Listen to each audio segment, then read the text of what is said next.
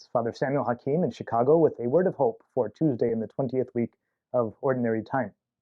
Well, today's Gospel, understandably, follows off of yesterday's. That's sort of the part two of the story of the rich young man who we heard about yesterday, who comes to Jesus and asks, "What must I do to inherit eternal life?"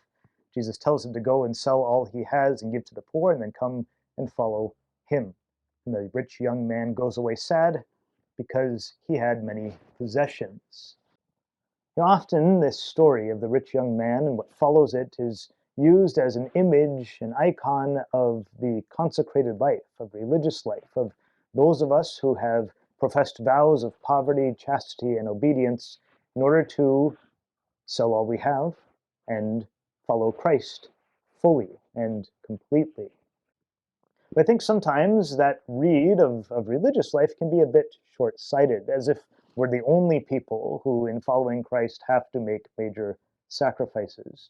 I look at my family members who have raised families or are currently raising families, and the sacrifices that they have to make for the goodness of their families. These are real.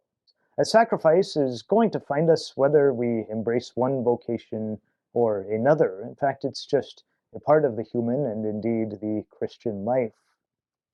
About 10 days ago, our new class of novices received the habit, 6 of them joyfully once again entering into the Dominican novitiate in Denver. It was a fantastic evening watching them receive their habits, those who received new religious name receiving those as well. It's one of the highlights of my year as their vocations director to see them enter in. But often during that ceremony, I'm thinking of their families who are new to this idea of religious life often, and who might have lots of questions, especially the question of, well, is my son going to be happy in this life? But Jesus points to something in this gospel that is very, very important, namely the happiness involved in the sacrifice of this life. And everyone who has given up houses or brothers or sisters or father or mother or children or lands for the sake of my name will receive 100 times more and will inherit eternal life. But many who are first will be last, and the last will be first.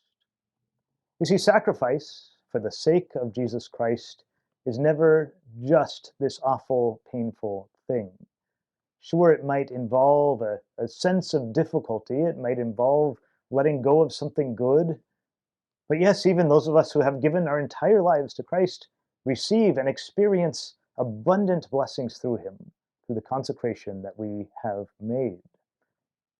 The reality is that grace always comes with a bit of sacrifice, and that each sacrifice comes with grace in and of itself. That God doesn't just sort of abandon us and leave us empty-handed. He doesn't ask us to enter into a vocation of extreme difficulty without rewarding that difficulty or that beauty with something rich and wonderful and delightful.